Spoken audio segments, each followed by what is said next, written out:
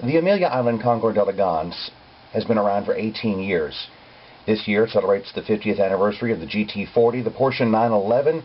It shows off the 50th anniversary cars of Lamborghini, as well as the Miller race cars, and Sam Posey is the honoree. But there's a lot of other things to do on the island that weekend, especially if you'd rather be someone who shows a car sometime soon versus just goes to see one. The Amelia Island Concours d'Elegance, for the past 18 years, has hosted the RM auctions. And they've got a lot of cars at this auction this year. You've got this Lozier. You've got an Allard K3 Roadster. How about a Chevy Corvette? How about this big Stutz SV16 Monte Carlo? But that's not the only auction game in town. Goodings & Company is holding yet another auction at Amelia Island over at the Omni Plantation, and they've got a lot of cars. This is a 1928 Bentley 4.5-liter Semi-Le Mans Tour. It could go for up to $2.5 million. Then there's a classic Cadillac. How about a beautiful Alfa Romeo Giulietta Spider? And this Chrysler 300F GT Special. Well, we love coming to Amelia Island because the concours and the event this weekend is one of the best in the country. It's actually one of the best in the world. People come from all over, and we've had tremendous success with our auctions. Lots of records. It's a chance for us to do a great venue on the East Coast, and it's a wonderful time of year being in March. So we get some incredible consignments. We're really excited with what we have to offer this year. We have a wide variety of cars, everything from pre-war Bentleys all the way up to modern supercars, Bugatti Veyrons, and a little bit of everything in between. W.O. Bentley was known for making very fast, very luxurious cars in the 1920s. They were so fast that they won consecutive 24-hour of Le Mans races, driven by the guys that were known as the Bentley Boys, all very wealthy and very experienced drivers who loved their modified Bentleys. This was bought by a friend of the Bentley Boys who decided he wanted to make the car spec'd out just like the race cars. So what he did was he added some things to it just like the Bentley Boys race cars. There was the oversized tachometer, there was the rear-mounted gas tank with the quick release, as you can see, and a few other things like a mesh screen guard to protect it from rocks. He competed in it. The car now, as you see it, is an ultimate Bentley 4.5-liter.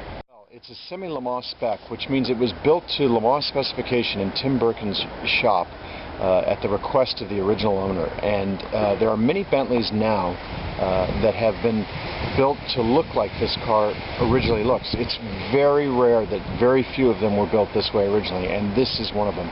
It's beautifully restored and just one of the finest 4.5s in existence.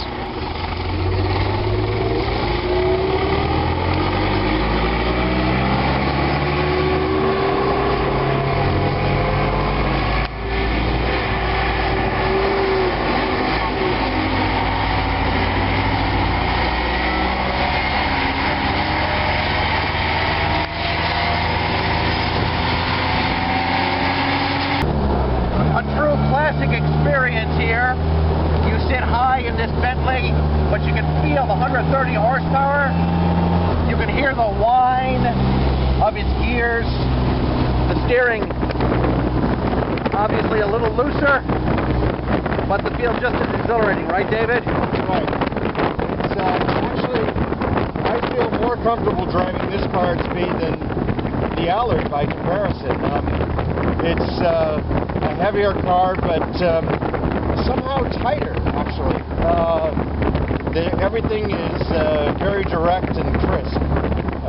So it's just a delight. Very comfortable car. There's lots of support in the seat, great visibility, and the sound and the noise, the look, everything about it is just really exhilarating. It is a very vintage car, but as Bentleys were and still are, very comfortable, beautiful, comfortable leather seats, all these gauges to keep an eye on every function of the car, and then that amazing bonnet view out there, tall, the big headlights, the side-mounted tires, and that grumble and rumble of a big engine.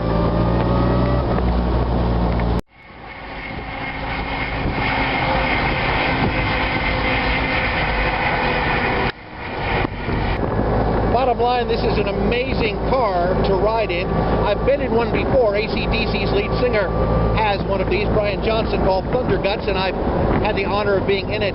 This is a true gentleman's sports car, even though people as great as Ettore Bugatti once called it the world's fastest truck.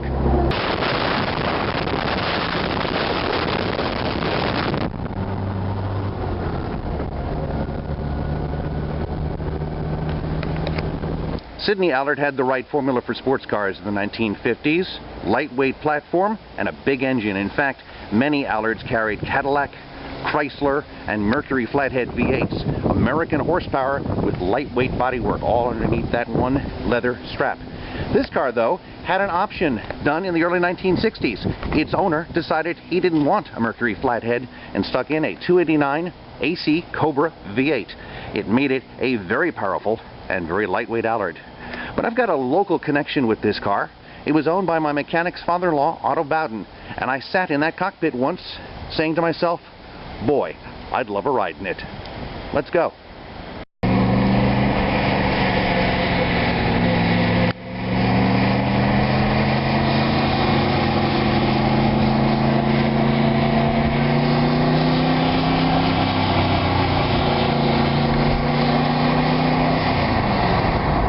It's the ultimate Allard because, of course, it's got the great J2 look, but instead of your typical Cadillac V8 power or Mercury V8 power, it has a Cobra 289 unit, so it really goes. And it's had that Cobra unit for many, many years, so it's been considered by many to be the ultimate Allard.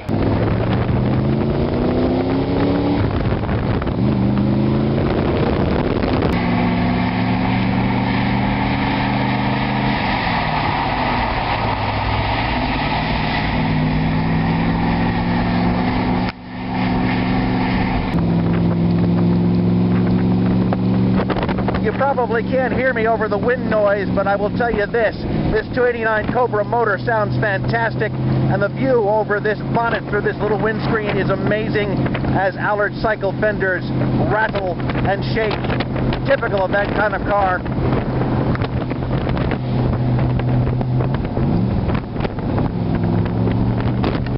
It's such a fun car to drive. I mean, the power,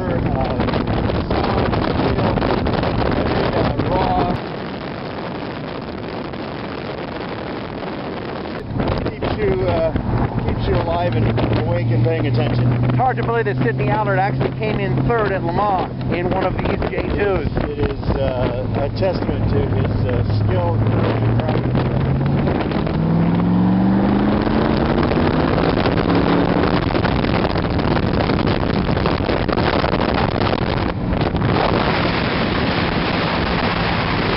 Both of these cars share some common traits. They're loud, they're proud, and they're bold, right? That's right, and they're British, and they're British racing green, so couldn't ask for anything better. This is life in an Allard J2 with tiny little Perspex windows on a very chilly March morning on Amelia Island.